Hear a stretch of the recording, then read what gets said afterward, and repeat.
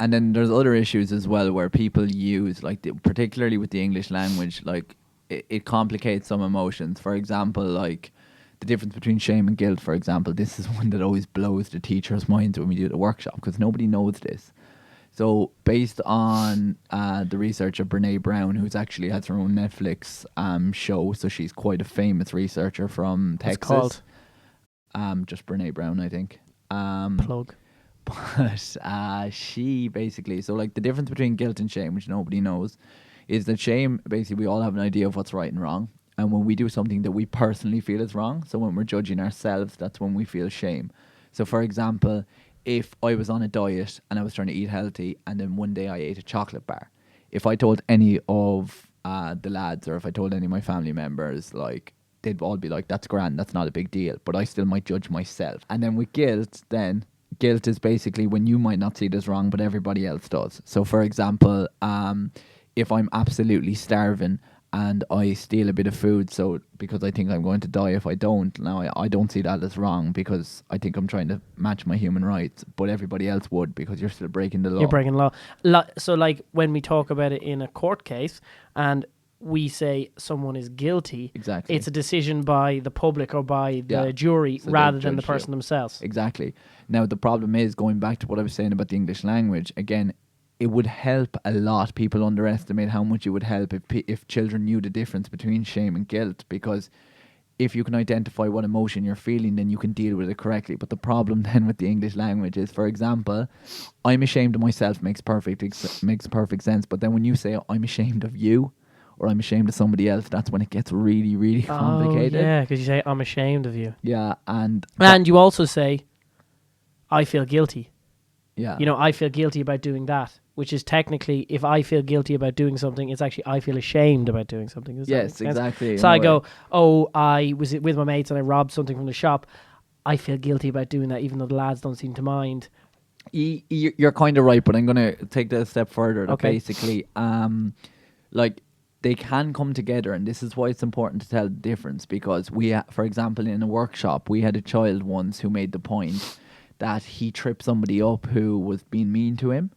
So he didn't see it as wrong, but he still felt a negative feeling. So is that shame or guilt? That was guilt. So because he's being judged by other people for tripping up that boy, or like. But is it society. the same together? So society sees him as guilt, and so he feels good because other people.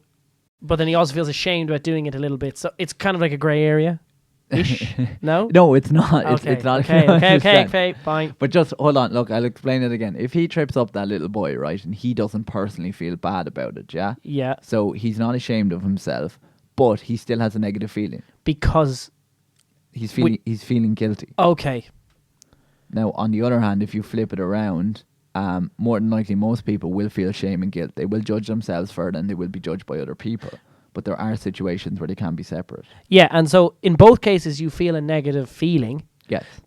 Yeah, okay, so that's fine. So that kind of clears up a bit. So in both cases you feel a negative feeling, and one is because you have the negative feeling because you feel bad about something you've done. Yeah, it's your own moral system. Your own morals.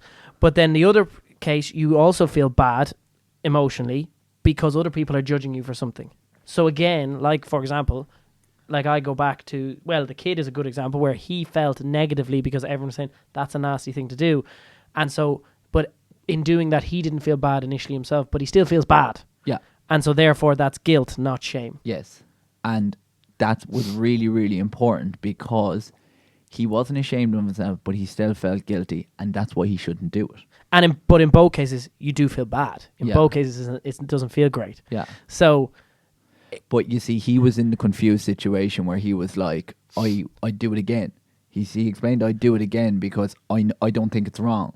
But we're not trying to change his value system. Okay. But what we're trying to tell him is, you want to get rid of that guilt, and the best way to get rid of that guilt is by stop doing it. So basically, it's going back to both feelings make you feel negatively, so you're basically just trying to get them. We're like, obviously, as you said, you understand that he would do it again because his morals are that guy was mean to him, so he tripped him up. Yeah. But he still doesn't want to feel that negative feeling, and the only way to get rid of that negative feeling is to stop doing it. Yeah. Okay.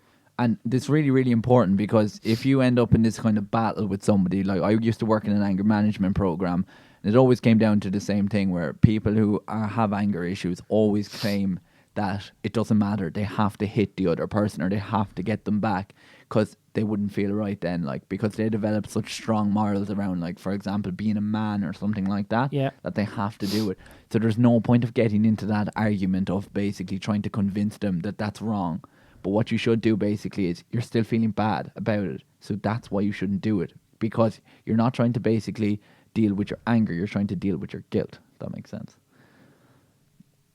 Yeah, yeah. I get it. No, I do get it. I mean, I think the difficulty was trying to get my head around, obviously, and I think for people trying to get their head around that, both emotions result in a negative feeling. Yeah. So just because in the guilty situation, it's other people judging you, you still feel bad. In a sense that, yes, you might have still done the activity and not felt you were in the wrong, but because other people are judging you, you still feel bad. I think that was a hard thing to get in my head. It's not like... It is. It's not like...